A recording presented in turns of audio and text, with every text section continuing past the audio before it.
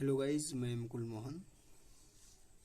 तो ये जो है आज इसमें 10 डिफिनीसन हैं जो इम्पोर्टेंट हैं और कुछ जो है सूत्र दिए हुए हैं तो वो भी जो है इम्पोर्टेंट हैं।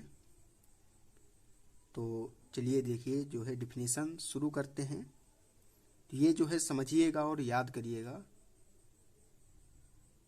देखिए पहली दी हुई है डिफिनीसन क्रिस्टलीय ठोस। तो क्रिस्टलीय ठोस जो है वे ठोस पदार्थ जिनमें संपूर्ण क्रिस्टल में अवयवी कण त्रिविम में एक निश्चित ज्यामिति में व्यवस्थित होते हैं, क्रिस्टलीय ठोस कहलाते हैं। आगे लिख सकते हैं आप यहाँ पर, क्रिस्टलीय ठोस कहलाते हैं। तो वे ठोस पदार्थ जिनमें संपूर्ण क्रिस्टल में अवयवी कण त्रिविम में एक निश्चित ज्यामिति में व्यवस्थित होते हैं, क्रिस्टलीय ठोस कहलाते हैं। तो ये जो है आपकी पहली डिफिनीशन हो गई। दूसरी डिफिनीशन दी हुई है अनुचुंबकीय पदार्थ। ये क्या होते हैं? तो वे पदार्थ जो बाह्य चुंबकीय क्षेत्र द्वारा दुर्बल रूप से आकर्षित होते हैं, अनुचुंबकीय पदार्थ कहलाते हैं। डिफिनीशन क्या हुई? वे पदार्थ जो बाह्य चुंबकीय क्षेत्र द्वारा दुर्बल रूप से आकर्षित होते हैं, अनुचुंबकीय पदार्थ कहलाते हैं। इनमें अयुग्मित इलेक्ट्रॉन भी जो है उपस्थित होते हैं। तो मतलब जो है ये पदार्थ, इन पदार्थों को जो है बाह्य चुंबकीय क्षेत्र से जो है ये जो है अपने, इनको जो है ज़्यादा बल नहीं लगाना पड़ता है, तो आराम से जो है ये आकर्षित होते हैं। इसके बाद तीसरी डिफिनीशन दी हुई है आदर्श विलयन।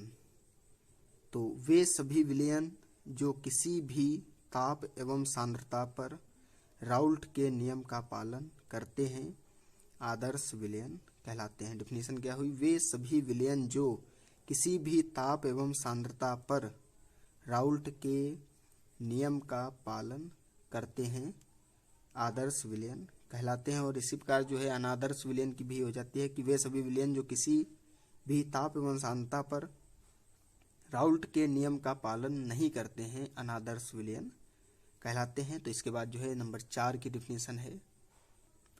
नंबर 4 पर हमारे पास डिफिनीशन दी हुई है उत्प्रेरक विष क्या होते हैं?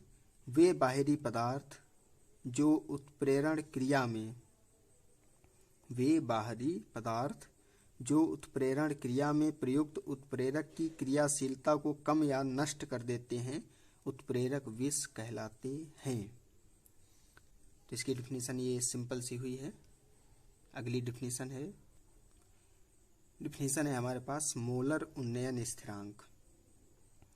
किसी विलायक के 100 ग्राम में किसी अवाष्पशील विद्युत अनपघट्य के 1 मोल को घुलने पर उसके क्वथनांक में जो उन्नयन होता है वह उस विलायक का मोलर उन्नयन स्थिरांक कहलाता है। क्या हुई डिफिनीशन? किसी विलायक के 100 ग्राम में किसी अवाष्पशील विद्युत अनपघट्य के 1 मोल को घोलने पर उसके क्वथनांक में जो उन्नयन होता है वह उस विलायक का मोलर उन्नयन स्थिरांक कहलाता है। तो इसका नीचे सूत्र दिया हुआ है, ये देखिए। ये सूत्र दिया हुआ है डेल्टा टीवी बराबर 100 गुणे के into W upon capital W into small M. तो ये सूत्र याद कर लीजिए। नेक्स्ट डिफिनीशन है पारगम्य झिल्लियाँ। तो ऐसी झिल्लियाँ जिनमें से होकर किसी विलयन के सभी कण दूसरी ओर निकल जाते हैं। क्या बताइए डिफिनीशन? ऐसी झिल्लियाँ जिनमें से होकर किसी विलयन के सभी कण दूसरी ओर निकल जाते हैं, पारगम्य झिल्लियाँ कहलाती हैं। इसके बाद दिया है फैराडे का प्रथम नियम। तो फैराडे का प्रथम नियम दिया हुआ है यहाँ पर, विद्युत अपघटन में कैथोड तथा एनोड पर मुक्त होने वाले पदार्थों की मात्रा, विद्युत अपघटन में कैथोड तथा एनोड पर मुक्त होने वाले पदार्थों की मात्रा विलयन में प्रवाहित होने वाली विद्युत की मात्रा के समानुपाती होती है, ये प्रथम नियम है। विद्युत अपघटन में कैथोड तथा एनोड पर मुक्त होने वाले पदार्थों की मात्रा विलयन में प्रवाहित होने वाली विद्युत की मात्रा के समानुपाती होती है। हमने लिखा है माना कि Q विद्युत की मात्रा विलयन में से प्रवाहित करने पर, क्या थी, माना कि Q विद्युत की मात्रा विलयन में से प्रवाहित करने पर किसी इलेक्ट्रोड पर W ग्राम पदार्थ मुक्त होता है तो W अनुक्रमानुपाती Q, तो जब यहाँ पर बराबर लगेगा तो यहाँ पर एक ये नियतांक आ जाएगा Z, तो W बराबर सूत्र हो जाएगा ZQ और Q बराबर होता है सूत्र IT, तो हमारे पास W बराबर ZIT ये सूत्र हो जाएगा। इसके बाद जो है नेक्स्ट डिफिनीशन दी हुई है, शून्य कोटि की अभिक्रियाएं, तो वे अभिक्रियाएं जिनकी प्रगति में अभिकारक के किसी भी अणु का सांद्रण परिवर्तित नहीं होता है, वे अभिक्रियाएं जिनकी प्रगति में अभिकारक के किसी भी अणु का सांद्रण परिवर्तित नहीं होता है, अर्थात जिनका वेग अभिकारक के अणुओं के सांद्रण पर निर्भर नहीं करता है, शून्य कोटि की अभिक्रियाएं कहलाती हैं।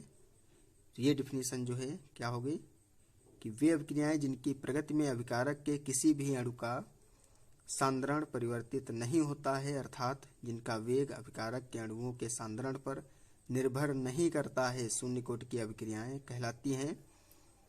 तो इसके बाद अगली डिफिनीशन, तो ये जो है अगली डिफिनीशन दी हुई है स्वर्ण संख्या, तो किसी रच्छी कोलाइड की मिलीग्राम में वह मात्रा जो 10 ml गोल्ड के कोलाइडी विलयन में मिलाने पर, किसी रच्छी कोलाइड की मिलीग्राम में वह मात्रा जो 10 ml गोल्ड के कोलाइडी विलयन में मिलाने पर इसका 10% सांद्रता वाले NaCl के 1 ml विलयन द्वारा स्कंदन रोकती है। डिफिनीशन समझिएगा, कठिन डिफिनीशन है। किसी रच्छी कोलाइड की मिलीग्राम में वह मात्रा जो 10 ml गोल्ड के कोलाइडी विलयन में मिलाने पर इसका 10% सांद्रता वाले NaCl के 1 ml विलयन द्वारा स्कंदन रोकती है, उस रच्छी कोलाइड की स्वर्ण संख्या कहलाती है।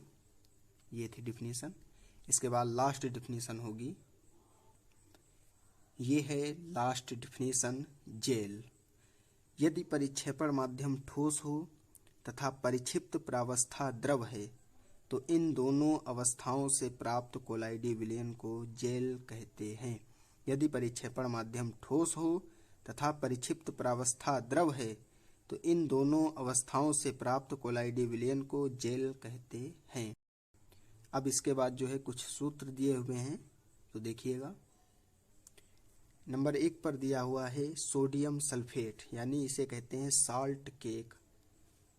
तो ये जो है पेपरों में इस नाम से पूछते हैं, हम लोगों को ज़्यादातर याद होता है कैसे, सोडियम सल्फेट इस वाले नाम से जो है याद रहता है, तो ये नाम साल्ट केक हो गया यहाँ पर। इसके बाद दिया है चिली साल्ट पीटर, यानी सोडियम नाइट्रेट। फिर खाने का सोडा NaSCO3 सोडियम बाइकार्बोनेट। फिर दिया है चूना पत्थर, यानी कैल्शियम कार्बोनेट। फिर दिया है बंगाल साल्ट पीटर, यानी पोटेशियम नाइट्रेट। फिर दिया है कापर पाइराइट CuFeS2, ये हमारे पास कापर पाइराइट का सूत्र हो गया। लास्ट दिया हुआ है जिप्सम CaSO4 × 2H2O। ये इम्पॉर्टेंट सूत्र हैं, याद करिए।